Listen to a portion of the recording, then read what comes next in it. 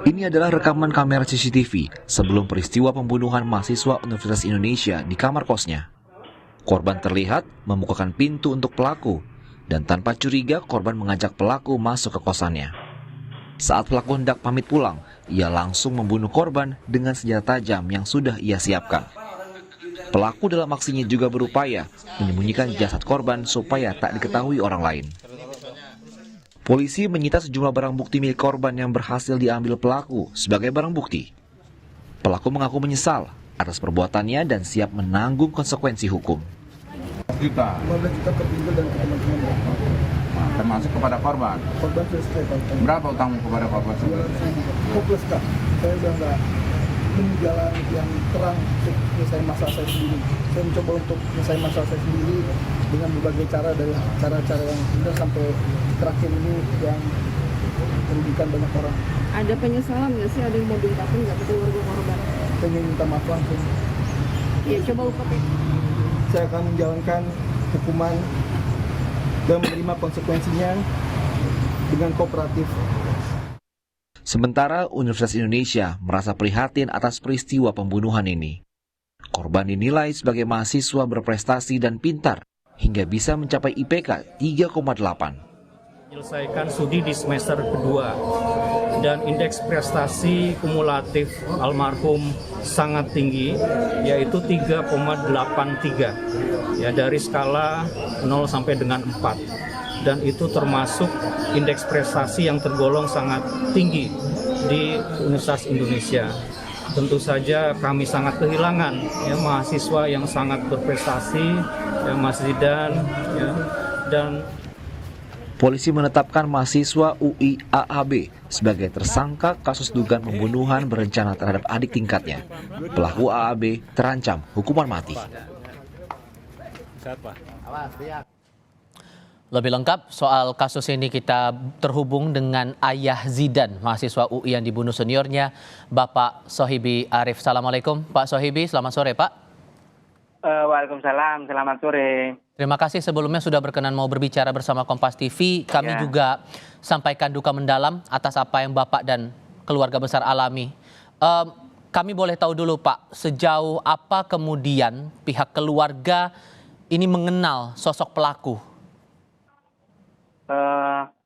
Saya tidak pernah mengenal. Soalnya anak saya tidak pernah cerita dengan pelaku itu. Yang saya tahu adalah teman yang setingkat, sejurusan, setingkat semesternya. Satu angkatan begitu Pak? Iya, satu angkatan, maksudnya seperti itu. Lah kalau misalkan yang ini, orang yang barusan ini, baru saya tahu dari anak saya.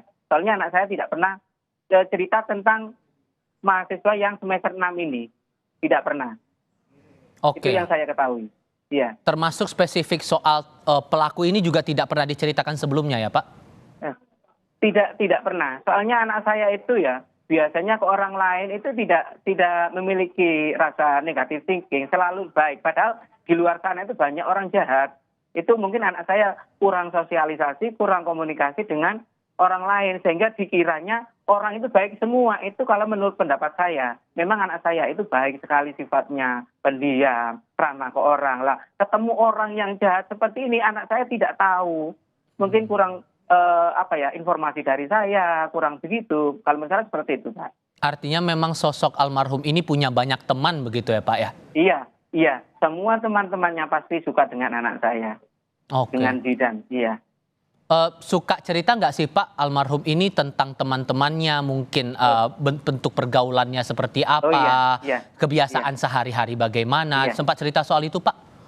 Kalau ke teman-teman yang seangkatan sering, soalnya dia kadang ke temannya Alif, kadang-kadang dia main ke kosannya, setelah itu main ke rumah si Alif ini, kadang ke rumah Rafa, begitu. Tapi ini biasanya tidak sendirian, kadang bertiga gitu, nginep ke temannya gitu, seperti itu. Tapi kalau yang ini, orang yang jahat, yang ini yang baru saya kenali, tidak pernah. Anak saya tidak pernah cerita. Baru kali ini saya tahunya kalau dia memiliki teman yang sudah semester 6. Itu yang saya tahu dari saya.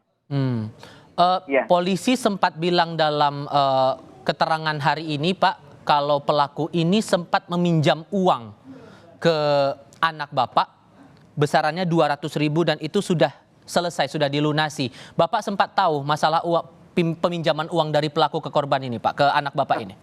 Saya belum tahu. Polisi pun belum tanya ke saya. Jadi saya ada polisi yang tanya saya seperti yang barusan Bapak ceritakan, saya belum pernah menerima informasi baru, kali ini saya terima informasi dari Bapak. Tapi selama anak Bapak kuliah di UI, itu tidak ada yang pernah bercerita kalau ada orang meminjam uang sekian banyak begitu, nggak pernah? Tidak pernah. Oke. Iya. Terakhir kali kan dalam laporan polisi disampaikan coba dikomunikasikan pihak keluarga ke Zidan ini hari Rabu malam, tapi tidak ada respon lebih lanjut. Tapi yang betul-betul terakhir kali komunikasi dengan Zidan yang akhirnya direspon oleh Zidan langsung itu terakhir kali kapan ya Pak? Begini, pada saat Rabu pagi anak saya, adiknya Zidan, itu sudah kontek-kontekan, sudah hubungan lewat chat, masih bisa direspon oleh Zidan. Terus terakhir kali dengan teman yang seangkatan, yang seangkatan dengan Zidan, dia responnya yang saya tahu sampai jam 4 sore. Terus setelah itu saya setiap habis sholat maghrib biasanya saya selalu tanya-tanya ke Zidan, kondisinya bagaimana, kabarnya bagaimana. Lah Rabu ini setelah maghrib saya sudah tidak bisa komunikasi, artinya HP-nya Zidan ini sudah tidak aktif lagi sejak Rabu itu. Akhirnya saya memiliki perasaan yang kurang enak, Akhirnya saya menyuruh istri saya coba dihubungi saudara saya yang ada di Jakarta, tapi istri saya kan ada saudaranya kan masih kerja, dikiranya takut ganggu, akhirnya ditunggu besok lagi. Katanya saya berpraduga seperti ini, mungkin Zidan bersama temannya yang seperti, karena pada saat dia yang di mahasiswa itu lah, yang ngospek itu, biasanya HP-nya tuh dinonaktifkan, tapi setelah kegiatan baru dia nyalakan. Dikiranya itu kata istri saya. Ternyata sampai Kamis tetap tidak aktif HP-nya. Akhirnya saya merasa curiga, lagi. Pikiran tidak enak. Akhirnya saya ke istri saya menyuruh ke saudara saya yang ada di Jakarta, sehingga besoknya dia ke kosannya. Tapi sebelumnya pada saat malam Kamis itu kan saya tidak bisa tidur Pak, mulai jam 10 sampai jam 1.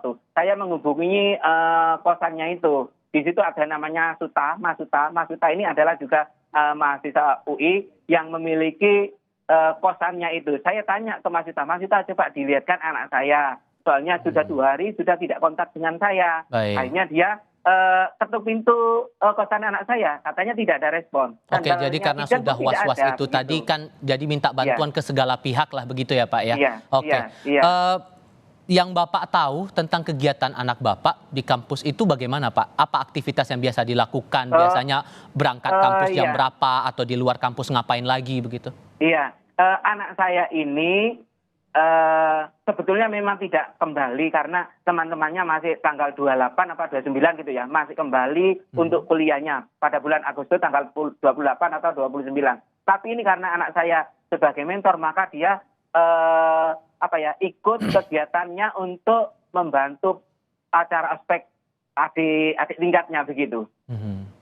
Itu ceritanya seperti itu. Akhirnya dia ketemu sang penjahat ini sudah yang membunuh anak saya ini, yang semester 6 itu, sama-sama jadi mentor.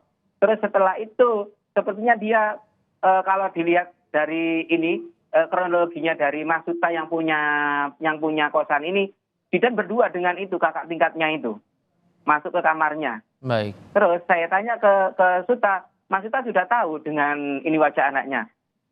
Saya tidak tahu Pak, loh saya jadi curiga kalau Mas Suta tidak tahu, apa bekerja sama tidak Pak gitu. Tapi saya masih sempat merasa curiga dengan Suta ini.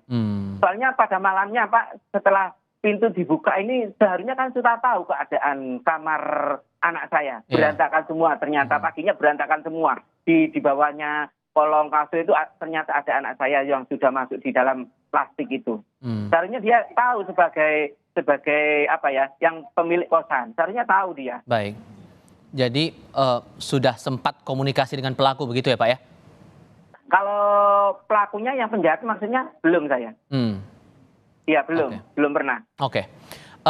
Tadi di hadapan media, Pak, Ya. pelaku ini sudah menyatakan penyesalan, menyampaikan Oh, permintaan maaf tidak langsung boleh kepada penyesalan, keluarga. tidak boleh, Dari karena permintaan sudah maaf itu, direncanakan. Iya. Pak, kalau menurut saya itu tidak boleh menyesal. Karena kenapa? Dia sudah merencanakan dari jauh. Saya tidak terima seperti itu. Dia harus mati. Karena anak saya kehilangan nyawa, dia harus mati dengan segera mungkin. Atau perlu kalau ditembak langsung mati. Itu yang saya inginkan dari dia. Jadi apa harapan Bapak mewakili keluarga untuk proses hukum yang sedang berjalan ini, Pak? Ya, saya menyerahkan ke pihak yang berwajib, segera si penjahat ini dihukum mati atau kalau perlu langsung ditembak hari ini juga. Tanpa basa-basi. Itu kalau menurut saya. Itu pendapat saya yang harus saya sampaikan. Karena saya tidak terima anak saya seperti itu. Itu karena sudah ini keterlaluan, biadab sekali itu. Apalagi sebagai mahasiswa UI lagi, mahasiswa terbesar di dunia, di Indonesia. Sebenarnya tidak memiliki sifat yang seperti itu. Itu kan sikap biadab kalau menurut saya. Tidak boleh ada mahasiswa yang memiliki sifat seperti itu. Itu harus dihancurkan di UI. Baik.